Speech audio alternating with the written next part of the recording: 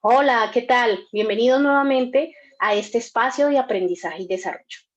Hoy queremos tratar un tema muy importante relacionado con las finanzas personales y es la inteligencia emocional financiera.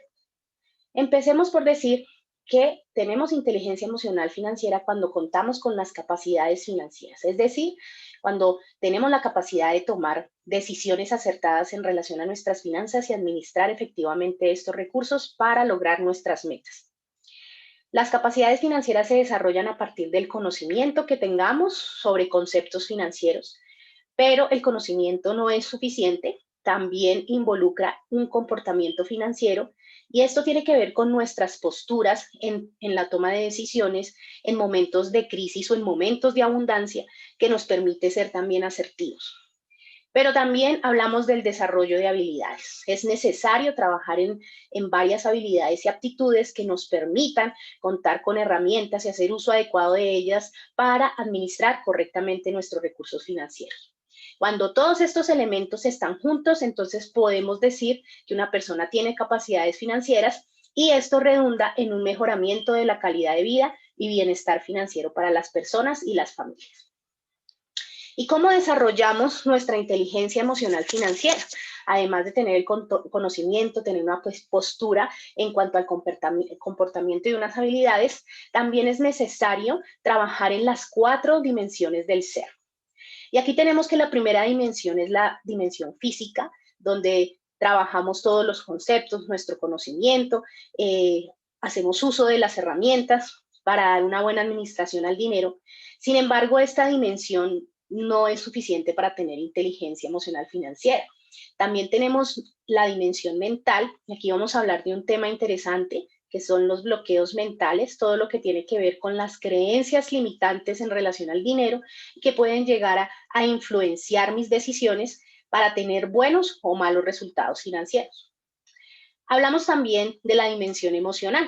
¿Cuántas veces nos ha pasado que nuestras emociones nos juegan una mala pasada y tomamos decisiones por los impulsos de estas emociones y después nos arrepentimos por las decisiones que tomamos? Esto lo llamamos disparadores emocionales porque son detonantes que me llevan a sentir, a experimentar algo que a la vez me lleva a tomar una decisión, sea buena o sea mala. Y también tenemos la dimensión espiritual, que es la que llamamos conciencia superior. Todas estas dimensiones es necesario trabajarlas para poder integrar todo lo que tiene que ver con el uso y la administración de los recursos financieros.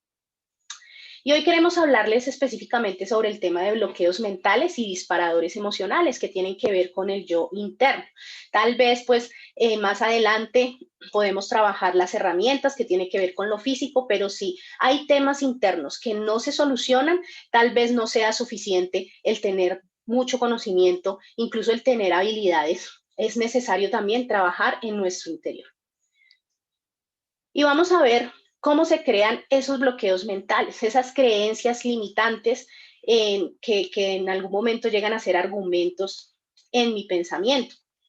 Y el primero de ellos tenemos que se crean a través de palabras o declaraciones de una persona de autoridad sobre ti. Generalmente esto ocurre en nuestra infancia cuando nuestros padres nos han dicho palabras, han hecho declaraciones sobre nosotros, sean buenas, sean malas. En este caso, vamos a dar las creencias limitantes, vamos a hablar de ello. También puede ser un profesor, un jefe, o lo que las personas dicen de mí, terminamos creyendo una verdad, entre comillas, para nosotros, pero que en realidad es una mentira. Las creencias limitantes o bloqueos mentales también se crean por creencias heredadas de los ancestros o el entorno. Y si pensamos un poquito y echamos vuelta atrás, años atrás, podamos recordar qué decían nuestros padres, qué decían nuestros abuelos con relación al dinero, a nuestra condición. Tal vez nos enfatizaron mucho que éramos pobres, que teníamos que ser humildes para ser buenas personas. Bueno, tal vez hablando de esto recordarás muchas de esas declaraciones que se hacían y en nuestro caso terminamos en un momento dado dándolas como una verdad. También los bloqueos mentales se dan por traumas vividos en situaciones de crisis difíciles, pues quedan esos sentimientos, esas emociones guardadas en nuestro corazón, esos recuerdos que no han sido sanados y nos crea un límite, una barrera que no nos permite tener un desarrollo. Bueno, ahora que hablamos de eso, tal vez puedas identificar cuáles bloqueos mentales tú tienes. Y veamos primero cómo se construye un bloqueo mental, que esto no se construye de la noche a la mañana. Seguramente empezamos primero por declarar con nuestras palabras cosas negativas, conversaciones repetidas de otros, y estas declaraciones luego se convierten en argumentos. O sea, estamos dispuestos a afirmar como verdad aquello que nos la pasamos conversando con nuestros amigos, con nuestro entorno. Y finalmente esto se convierte en un pensamiento. Entonces, todo ello empieza a través de un ciclo y al establecerse como un pensamiento ya llega a ser una creencia. Pero quiero que sepan que esos bloqueos mentales no son verdad.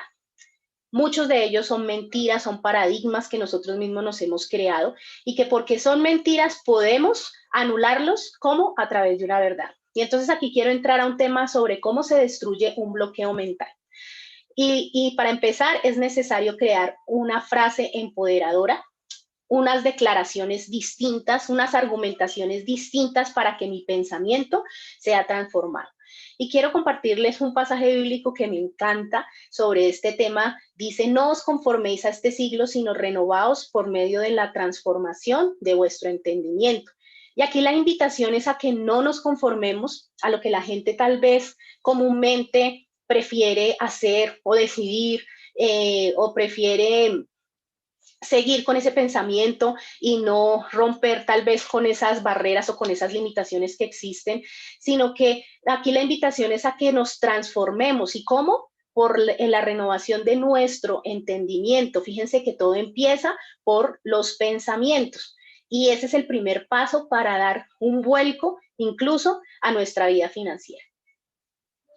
Un bloqueo mental se revela por lo que hablamos. Sabemos cuáles son nuestros bloqueos mentales o incluso podemos llegar a identificarlos de otras personas por las conversaciones que tenemos, por las palabras que mencionan y nosotros también mencionamos. Entonces, podemos analizar esta situación de cuáles son esos bloqueos, de cómo crear una frase empoderadora y empezar a declararla, empezar a mantener nuestro lenguaje de manera positiva, siempre para que nuestros pensamientos empiecen a ser transformados. Y les quiero mostrar aquí el ciclo de disparadores emocionales, porque como todo empieza por un pensamiento, es a partir del pensamiento que se produce la emoción. Veamos aquí un ejemplo sobre disparadores emocionales positivos y los disparadores emocionales negativos. Entonces vemos que en los disparadores emocionales positivos, un pensamiento de una persona puede ser, tengo las habilidades para lograr mis metas. Al tener este tipo de pensamiento, seguramente las emociones de esta persona es alegría, seguridad, entusiasmo, motivación por lo que hace. Y el tener estas emociones le lleva a tomar decisiones acertadas en cuanto a que va a buscar oportunidades nuevas, va a elaborar un plan de acción para mejorar cada día y su resultado seguramente va a ser favorable, va a tener un crecimiento personal y profesional. Mientras que en los disparadores emocionales negativos, veamos este ejemplo, un pensamiento como el que aquí se plantea, otros tienen mayores capacidades que yo, puede pasar. ¿Qué emoción este pensamiento produce?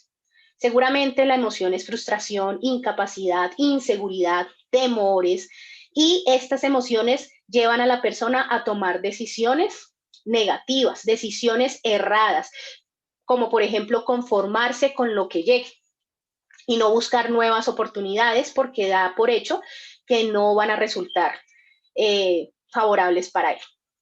Y obviamente al sentir estas emociones, pues su resultado será seguramente escasez, falta de crecimiento profesional, y eso mismo que la persona cree, si tienen hijos, seguramente eso es lo que le va a transmitir, porque recuerden que todo esto viene también por nuestros ancestros, lo que ellos nos heredan. Y veamos entonces acá un contraste entre el pensamiento de abundancia y el pensamiento de escasez. Una persona con pensamiento de abundancia es el creador de su vida. Piensa en grande, se enfoca en las oportunidades, admira a quienes prosperan, se asocia con personas positivas y piensa que es más grande que los problemas. Siempre haya una solución a sus problemas. Actúa a pesar del miedo y sigue aprendiendo y entrenándose para asumir nuevos retos. Nunca para. Mientras que una persona con pensamiento de escasez dice, no tengo control sobre mi vida, pienso pequeño, me enfoco en las dificultades, hay resentimiento hacia las personas que prosperan, me asocio con personas negativas y ese es el contexto que todo el tiempo le rodea. Me siento más pequeño que los problemas. Me dejo condicionar por el medio y ya lo sé todo. A veces piensan que no tienen nada que aprender cuando hay bastantes opciones para que podamos seguir aprendiendo y creciendo. Y la invitación con este tema es que podamos identificar nuestros pensamientos, eh, cuáles son, si estamos teniendo bloqueos mentales, si estamos teniendo creencias limitantes y empezar a trabajar en algo que me permita cambiar esa programación. Y asimismo, estos pensamientos nuevos van a generar una nueva emoción con unos nuevos resultados porque serán mejores las decisiones que tomemos. Una vez tengamos esto resuelto, les queremos presentar una herramienta que podemos trabajar con el fin de poder darle una ruta al futuro que nosotros queremos plantear. Tal vez tú te has preguntado muchas veces, ¿qué quiero hacer con mi vida? ¿A qué me quiero dedicar? ¿Cómo alcanzo lo que quiero hacer? Entonces, aquí queremos presentarles una herramienta que nos permite tener como un enfoque sobre unas respuestas a esas preguntas que presentamos y lo llamamos FODA personal. Y el FODA, pues básicamente se llama así porque son las primeras letras de los elementos que componen, digámoslo así, esta matriz. Y hay dos factores que se trabajan internos, es decir, que dependen completamente de nosotros, y es conocer las fortalezas. Esas fortalezas pues son las características de una persona que se destacan de otros, en qué punto tú eres fuerte. También el otro cuadrante son las debilidades, y aquí es poder entender cuáles son esos factores por los cuales tal vez yo lucho, me cuesta trabajarlos, no soy destacable frente a otros y no conformarnos con que son mis debilidades y ya, sino que yo puedo trabajar en ellas para que se puedan llegar a convertir en una fortaleza. Y hay dos factores que son externos, es decir, no dependen de nosotros, pero que sí influyen mucho en las oportunidades o amenazas que puedan haber para mi desarrollo. Oportunidades, pues la conocemos, que son esas posibilidades o tendencias o cambios que generen beneficio. Por ejemplo, en este momento de pandemia hubo personas que se beneficiaron, sobre todo los que trabajaban con temas de tecnología. Para ellos la cuarentena que hubo pues fue una oportunidad grandiosa para crecer, para posicionarse, y así de hecho sucedió. Pero también hay unas amenazas, y las amenazas son esas situaciones que pueden llegar a dificultar el logro de tus objetivos y es necesario conocerlas. ¿Cuáles son esas situaciones, esas circunstancias que me pueden desfavorecer? Y en ese momento debemos pues tomar acción sobre esas amenazas para que no termine opacando mi plan de acción y yo no logre finalmente cumplir mis objetivos. Para elaborar esta matriz FODA, existen unas preguntas que te puedes hacer y plasmarlas en cada uno de los cuadrantes. Aquí dice que para analizar las fortalezas te preguntarías qué capacidades tengo, qué hago mejor que los demás, cuáles son mis actitudes y mis aptitudes. En el caso de las debilidades, qué hago mal o peor que los demás, qué capacidades debo mejorar, qué aspectos de mi actitud me impiden mejorar.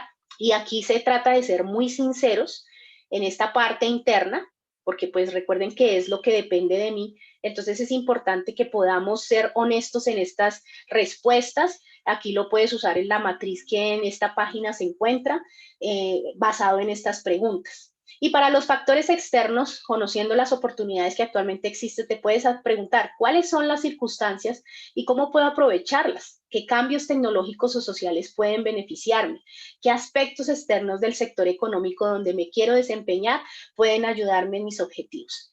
Y para el caso de las amenazas, igualmente las preguntas serían, ¿qué aspectos externos me dificultan llegar a mis objetivos? ¿Cuál es la situación actual del sector o el entorno en el que deseas desarrollar tu idea de negocio o en qué podría afectar? ¿Y cuál es el posicionamiento en el mercado de otros negocios del mismo sector o entorno en el que desarrollarás tal vez tu emprendimiento? Estas preguntas, al planteártelas, pues vas a responder a cada una de ellas y esas respuestas son las que vas a plasmar en tu FODA personal para que puedas conocerte y puedas tomar acción para empezar a cumplir tus metas, para empezar a cumplir tus objetivos y darle un futuro financiero diferente a ti y a tu familia. Este es el formato que vas a encontrar en esta página para que puedas dar respuesta a tu análisis FODA. Más adelante continuaremos dándote mayor información, conocimientos y espacios de aprendizaje como este, porque nuestro interés es ayudarte a que haya mayor desarrollo personal y profesional en las personas migrantes. Un abrazo, chao.